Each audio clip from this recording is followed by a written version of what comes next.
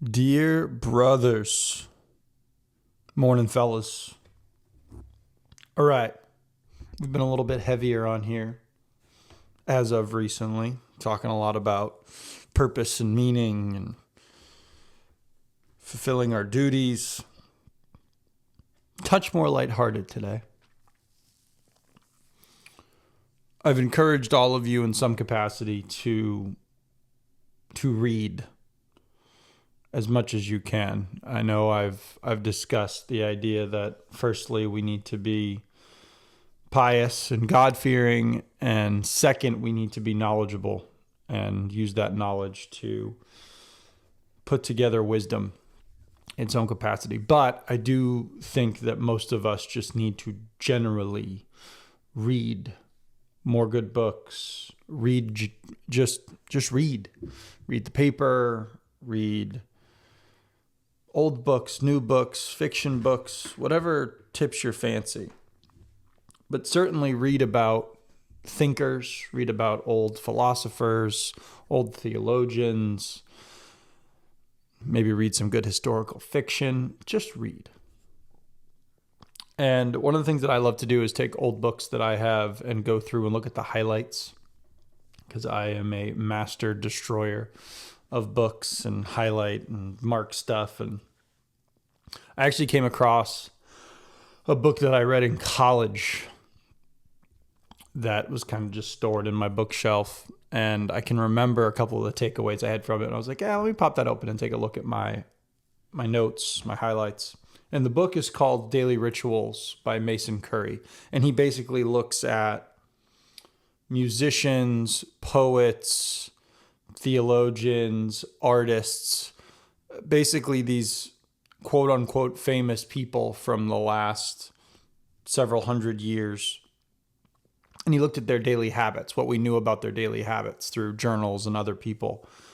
And it's fascinating to see who these very high producing individuals, or what these high producing individuals did, what their daily activities were. And I think two things struck me the most. The first one being almost all of these individuals, all of them, took a walk every day, 3 to 4 miles. Almost all of them, with the exception of a couple, walked every single day. I could actually remember after I'd read through this book when I was in college, I started taking an afternoon walk around my neighborhood. And I had a little pen and pad in my pocket. And every time an idea came to mind, I would either sit down on one of the benches on my way, or I would just stop, put it against a tree and write the idea down. And I actually came up with quite a lot of ideas that have come to fruition in my life on those walks. And so the first thing that I came away with was that a lot of very successful, and I say successful, very productive people, very focused people, took a walk every day. And as I've gotten older, and now that I work with lots of different clients and people in businesses and what have you, I have found that a lot of them, interestingly enough, all take a walk every day. They go walk the beach, or they take their dogs for a long walk. No headphones, no cell phones. They just go walk and think. One of my favorite clients always talks about whenever he has a big decision, or he's working with a customer of his and they're trying to come up with something, he goes, "Hey, here's what I want you to do. I want you to go take a walk. Go take an hour walk, and I want you to think about everything we just did. Just you, just solo. Just go think about it." And I have really found that there is a lot of truth in that. And so let me move on to kind of my second point about all of this that I pulled away that I thought was just really interesting. And that was this. Everyone walked, and they also had stringent schedules. But in the midst of that stringent schedule, what I would often think is, some of these writers, all they do is write. They write all morning, they write all night. That's all they do. And that actually wasn't the case. what I found is that they had religious schedules in the sense that they got up at the same time most mornings. This is most of these individuals, not all of them. But most of them got up at the same time every day. They had the same working hours every day. They would get up, they would write from 8 to noon. They would have lunch. They would then go take a walk. They would then go spend time with their children. And maybe they would spend another hour or two at night doing some work. But it was the same schedule every single day. Actually, as I'm thinking about it, if any of you have read The Great Gatsby, which I'm sure you have, there is at the very end of the book, he shows kind of his schedule that he'd written out, and it sounds just like that. It was kind of a wake up, work, write, etc. for 2 or 3 hours. You get lunch, and then you kind of move forward with your day. But it was interesting to me that it wasn't like these people were working all day long. They weren't spending hours and hours, 10 hours a day, just working on their craft, which a lot of people today think is kind of the epitome of what you need to do. You need to be working on these things for long periods of time. And this was about the same time that I also read the book by Cal Newport called Deep Work.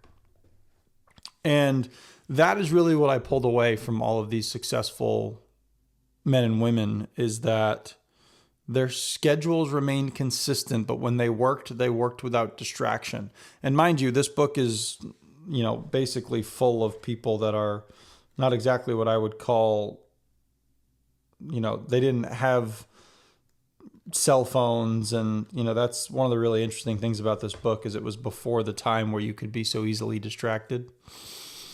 And that's what really fascinated me most, is that so many of them had schedules that were built by a lack of distraction. And as I was reading through this yesterday, I came across Louis Armstrong, right? Our great, incredible musician with a voice that it's just undeniable. Every time you hear that buzz, buzz, buzz, buzz, it's Louis Armstrong. And so he's one of the guys in here that Mason talks about. And in the end, there's a quote from Louis Armstrong that I really liked. And it kind of summed up my ideas a little bit about, we were talking about purpose yesterday. And I was thinking about working hard and being focused. And I loved this quote. And so Louis Armstrong said this: "My life has been my music. It's always come first. But the music ain't worth nothing if you can't lay it on the public."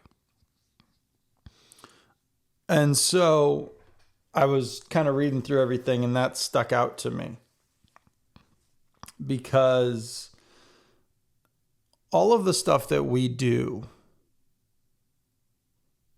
oftentimes, especially when it's I'm going to call it a passion project, if we will, stuff that you're like, I don't know if people care about this. I don't know if they want to see this,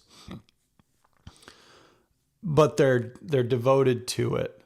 But it doesn't really do a whole lot of good if it never actually reaches the world. And so, as I was kind of thinking about that book and how to explain this to you guys today, because in my mind's eye, I always have a way that I want to say things. Then it ends up getting all screwed up, and then I pivot. But when you think about contributing to the world, number one, a lot of the effort needs to be done by you thinking critically and thinking without distraction. So when we talk about taking a walk every day, even if you're taking a walk with your kids, take a walk with your wife, take a walk independently, but walk, no phones, nothing to distract you, and just kind of think. Bring a pad with you, write down some of the thoughts that come to mind. I know one of the things I've done is I used to have a little tape recorder. Now people typically use their phones, but I kind of like the idea of having something a little more archaic, which is ridiculous to say. I've used my Apple Watch before to do this, but just go take a walk, and thoughts that come to your mind, just record them. I like the pen and pad routine. Small little pen and pad with you, little notepad. Take it. Just go take a walk. As you're walking, when an idea comes to mind, just write it down. Just word vomit it on a page. Don't worry about if it makes sense or if it's this or that. Just if you have a thought that you're like, oh, I want to investigate that, put that down. Secondly, it is of great importance. I'm not sure I can explain the greatness of such importance for you to have a schedule. I know that when I am most productive, when I am doing my best work, I am religious with my schedule. Even if it's not the exact same day to day, I'm religious in the sense of I get up at this time, I work out at this time. The controllable factors in my life, I try to keep the exact same times because it allows my mind to focus on other things that are of greater importance to me. I think too many people have schedules that are just so bereft of normalcy that it crushes them. It's actually interesting. The people I find that do the best with us are the ones that have kids because their kids have schedules and they have to actually be religious with their kids' schedules and thus religious with their own. So it is important that all of you listening have a schedule and stick to it. And lastly, this morning, even when you've got these thoughts and ideas and you're working and you're being consistent, just remember, as good old Mr. Armstrong was talking about, it doesn't help if all of your great ideas or your beautiful wonders and your gifts just stay in your head. They are your gifts so that you can give them to others. And I think it's important today just to remember that. I know that was a touch more of we'll call it a lighthearted Dear Brothers episode. Nothing wrecking you, nothing crazy. But like I said, I recommend check this book out, Daily Rituals by Mason Curry. I mean, there's artists, you've got writers, poets, everything under the sun is in here. Businessmen, got William James in here. It's one of the kind of pragmatism guys. I mean, they've got philosophers. Immanuel Kant is in here. Margaret Mead, Samuel Johnson. I mean, you've got, again, all kind of a mixed bag of political figures. Sigmund Freud. It's all very interesting.